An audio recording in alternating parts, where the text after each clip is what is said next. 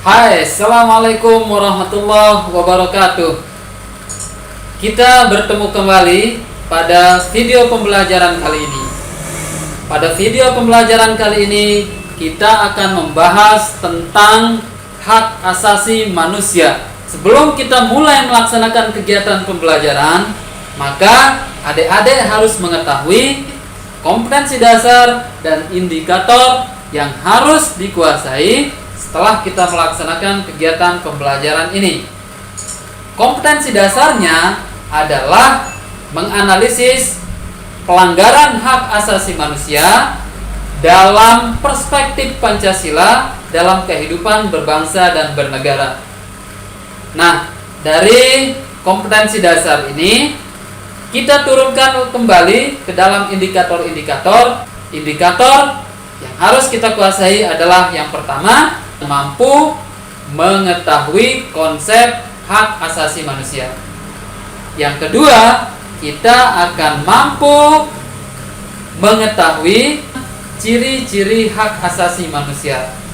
Yang ketiga, kita mampu mengidentifikasi macam-macam hak asasi manusia.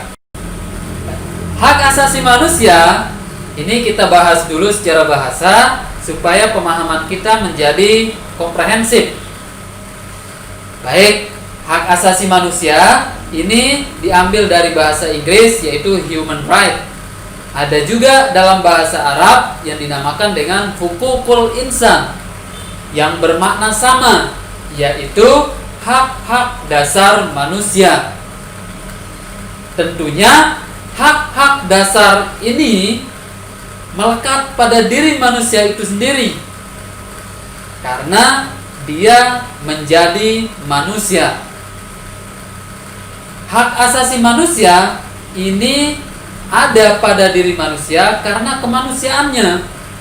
Kalau dia tidak menjadi manusia, maka dia tidak memiliki hak asasi. Ada makhluk yang lain, misalnya binatang, dia tidak memiliki hak asasi. Hak asasi manusia ini merupakan hadiah terbesar bagi manusia oleh Tuhan. Itu sebabnya harus kita jaga dengan sebaik-baiknya. Bagaimana cara kita untuk menjaganya? Caranya adalah dengan menghormati hak-hak manusia yang lain. Karena hak asasi manusia ini tidak bersifat bebas, tak terbatas. Dia terbatas atau dibatasi oleh hak-hak manusia yang lain.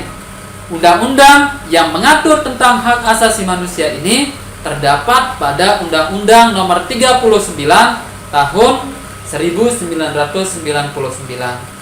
Di dalam pasal 1 ayat 1 di sana menjelaskan bahwa hak asasi manusia itu adalah seperangkat hak yang dimiliki oleh manusia yang melekat pada hakikat dan keberadaan manusia sebagai makhluk Tuhan yang Maha Esa dan merupakan anugerah yang wajib dihormati, dijunjung tinggi, dan dilindungi oleh negara, hukum, pemerintah, dan setiap orang demi kehormatan serta perlindungan harkat, derajat, dan martabat manusia itu sendiri. Setelah kita mempelajari apa itu hak asasi manusia, kita akan mengidentifikasi kembali ciri-ciri hak asasi manusia itu. Ciri-ciri hak asasi manusia di sini itu ada 4. Yang pertama adalah hak asasi manusia itu bersifat hakiki.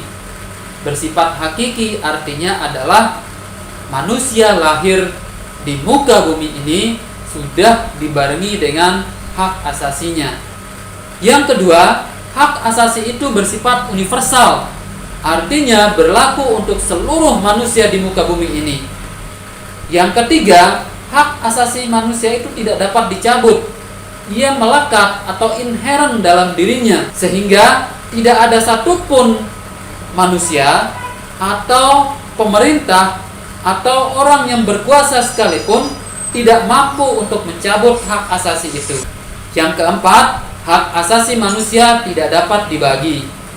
hak asasi manusia tidak dapat diwariskan. Macam-macam hak asasi manusia. Hak asasi manusia itu terbagi menjadi 4 bagian. Yang pertama adalah hak asasi yang bersifat personal atau hak asasi yang bersifat individual.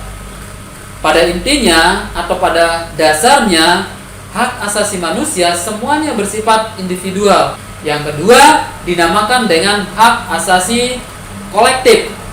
Hak asasi kolektif ini adalah hak asasi yang hanya bisa dinikmati ketika manusia itu hidup dalam kelompoknya. Misalnya adalah untuk bebas dari penjajahan, atau hak untuk menentukan nasib sendiri. Yang ketiga dinamakan dengan hak sipil dan politik.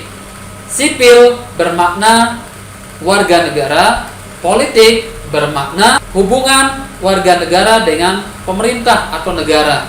Yang keempat, ini dinamakan dengan hak ekonomi, sosial, dan kebudayaan. Hak ekonomi artinya adalah hak warga negara atau hak individu untuk mendapatkan hak ekonominya.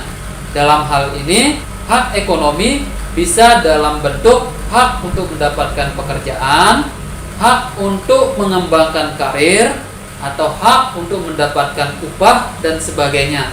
Yang kedua dinamakan dengan hak sosial. Dalam hal ini bagaimana manusia yang satu dengan manusia lain saling bergaul, berinteraksi dengan cara yang baik. Yang ketiga ini adalah hak kebudayaan. Hak kebudayaan dalam hal ini misalnya adalah hak untuk mendapatkan pendidikan atau hak untuk mengembangkan kebudayaan yang terdapat di dalam masyarakat itu. Sampai di sini pembelajaran kita hari ini. Semoga apa yang kita pelajari hari ini menjadi ilmu yang bermanfaat bagi kita semua. Kurang lebihnya mohon maaf. Wassalamualaikum warahmatullahi wabarakatuh.